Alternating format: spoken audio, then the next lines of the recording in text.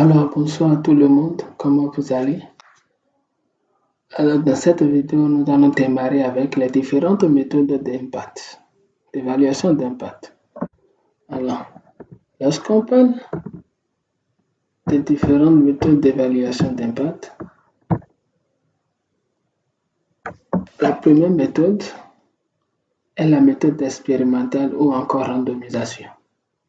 Alors, qu'est-ce que nous attendons par randomisation? La randomisation est une méthode expérimentale utilisée pour attribuer de manière aléatoire des individus dans le,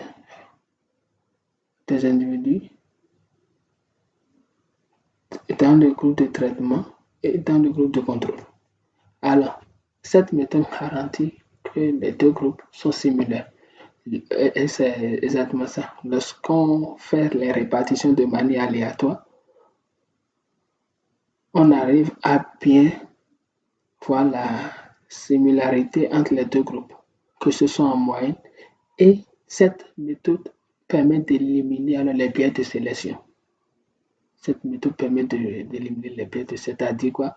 Il y aura des individus qui vont décider personnellement de rester dans ce groupe ou dans l'autre groupe. Non.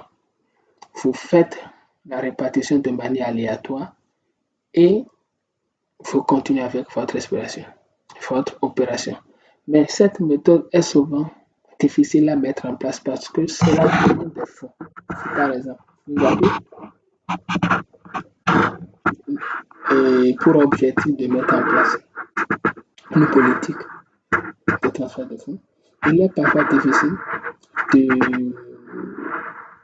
d'obtenir la situation des bénéficiaires avant l'intervention. Okay? Donc, ça demande assez de moyens, même si vous êtes sur le point de mettre cela en place.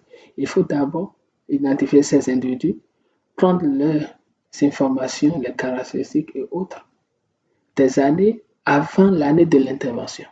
Alors, ça demande assez de moyens. Alors, pour réduire ces coûts financiers, on arrive à trouver d'autres solutions. Ces solutions nous obligent maintenant à construire un contrefactuel. Il s'agit alors des méthodes quasi-expérimentales. Là, la répartition ne se fait plus en quelque sorte totalement de manière aléatoire. Alors, nous allons voir maintenant les méthodes quasi-expérimentales.